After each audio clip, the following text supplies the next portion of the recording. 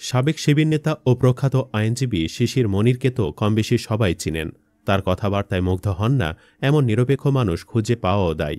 এবার সেই কথা দিয়ে নেটিজেনদের মুগ্ধ করলেন তার স্ত্রীও। সোশ্যাল মিডিয়ায় তার একটি ভিডিও ভাইরাল হয়েছে। ভিডিওতে দেখা যায় শিশির মনিরের স্ত্রী একটি হালকা গোলাপি রঙের হিজাব পরিধান করেছেন, যার উপর হালকা নকশা দেখা যাচ্ছে।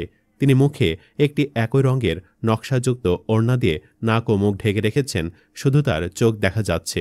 তিনি চশমা পরেছেন। সব মিলে বেশভূষায় তাকে বেশ শালীনী মনে হয়েছে। ভিডিওতে শিশির মনিরের স্ত্রী নাগরিকদের প্রতি সরকারের জবাবদিহিতা এবং সেবাদানের পদ্ধতিতে মৌলিক পরিবর্তনের প্রয়োজনীয়তা তুলে ধরেছেন। তিনি বলেন, নাগরিকদের সেবা করা একটি প্রতিষ্ঠিত সত্য, তবে প্রশ্ন হল কিভাবে এই সেবা দেয়া হবে। গত জুলাই আগস্টের ঘটনা প্রবাহের পর দেশের পরিস্থিতিকে সামান্য অস্থির উল্লেখ করে তিনি বলেন, জনগণ এখনও বিভ্রান্ত এবং আইনের শাসন পুরোপুরি ফিরে আসেনি। এমন পরিস্থিতিতে সরকারের ভূমিকা কঠোর আইন প্রয়োগের মাধ্যমে শাসক হিসেবে কাজ করা, নাকি নাগরিকদের সেবায় মনোনিবেশ করা? এই মৌলিক প্রশ্নটি নিয়ে তিনি আলোচনা করেন। তার মতে, সরকারের উচিত তাদের অধীনে থাকা প্রতিষ্ঠানগুলোকে কঠোরভাবে শাসন করা, কিন্তু নাগরিকদের ক্ষেত্রে জবাবদিহিতা সরকারের নয়, বরং নাগরিকদের নিজেদের কাছে। ব্যক্তিগত খাতের নো ইওর কাস্টমার নীতির উদাহরণ দিয়ে তিনি বলেন, তুমি যতক্ষণ না পর্যন্ত তোমার কাস্টমার বা যে তোমার সেবা নিচ্ছে তাকে না চিনছ, তুমি তাকে ঠিকভাবে সার্ভ করতে পারবা না। এরপর তিনি প্রশ্ন তোলেন, আমাদের শাসকরা কি আমাদেরকে চেনে?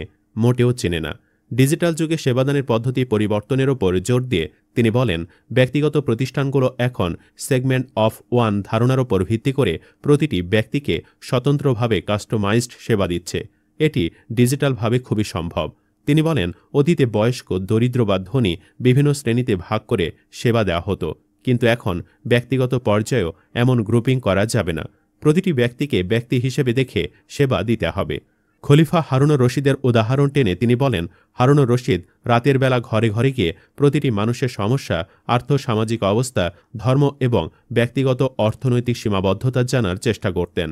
সে সময় এটি কঠিন হলেও এখন ডিজিটাল ডেটাবেস বা উপজেলা পর্যায়ের যে কোনো রেকর্ডে এই তথ্যগুলো সহজেই পাওয়া যায়। তাই তিনি প্রশ্ন করেন, সরকার কি সেই অনুযায়ী সেবা দিচ্ছে? তিনি আরও বলেন যে, ভোট দিতে যাওয়ার সময় তিনি চিন্তা করবেন যে আমার মতো করে দিতে পারছে কিনা, নাকি সে যে গভর্ন করছে তার মাথা থেকে যেভাবে সলিউশনটা বেরোচ্ছে ওভাবে সলিউশনটা আমাকে ইমপ্লিমেন্ট করছে আমার দিকে।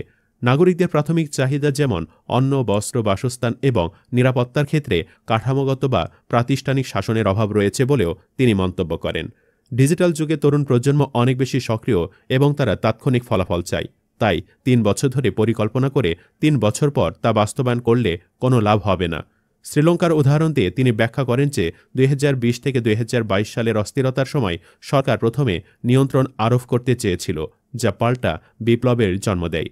পরবর্তীতে তারা সেবা মোডে চলে যায় এবং প্রতিষ্ঠানগুলোকে সঠিকভাবে পরিচালনার দিকে মনোযোগ দেয়, এই বিশ্বাসে যে প্রতিষ্ঠানগুলো ঠিক থাকলে নাগরিকরাও স্বয়ংক্রিয়ভাবে সুশাসিত হবে। এর ফলস্বরূপ শ্রীলঙ্কায় স্থিতিশীলতা ফিরে আসে। শিশির মনিরের স্ত্রী বলেন, ডিজিটাল যুগে তথ্যের কোনো গোপনীয়তা বা প্রতিবন্ধকতা থাকবে না। সব তথ্য সমাজের কাছে উন্মুক্ত থাকবে এবং সরকারের এ বিষয়ে খেয়াল রাখা উচিত। তিনি প্রত্যাশা করেন এমন একজন শাসক যিনি নীতি প্রণয়নের সময় নাগরিকদের কাছ থেকে ফিডব্যাক নেবেন। তিনি চান স্থানীয় শাসন ব্যবস্থা বিকেন্দ্রীকৃত হোক, যাতে জনগণের অংশগ্রহণ বাড়ে। তার মতে, এমন স্বচ্ছ প্রতিষ্ঠান দরকার, সরকারি ও বেসরকারি উভয় ক্ষেত্রেই, যেখানে কেবল যোগ্যতার মূল্যায়ন হবে। তিনি জবাবদিহিতামূলক প্রতিষ্ঠান চান, যার জনস্বার্থ রক্ষা করবে এবং যার জবাবদিহিতা সরকার নিশ্চিত করবে। তিনি আশাবাদ ব্যক্ত করেন যে ইনশাল্লাহ এই পরিবর্তন আসবে এবং তরুণ প্রজন্মের মাধ্যমে দেশকে এগিয়ে নিয়ে যেতে হবে। তার এমন বক্তব্য সোশ্যাল মিডিয়ায় ছড়িয়ে পড়ার পর থেকে তুমুল প্রশংসা চলছে। অনেকে বলছেন, যেমন স্বামী তেমনই তার স্ত্রী। বন্ধুরা, এ বিষয়ে আপনাদের কি অভিমত? জানাতে পারেন মতামত। ধন্যবাদ।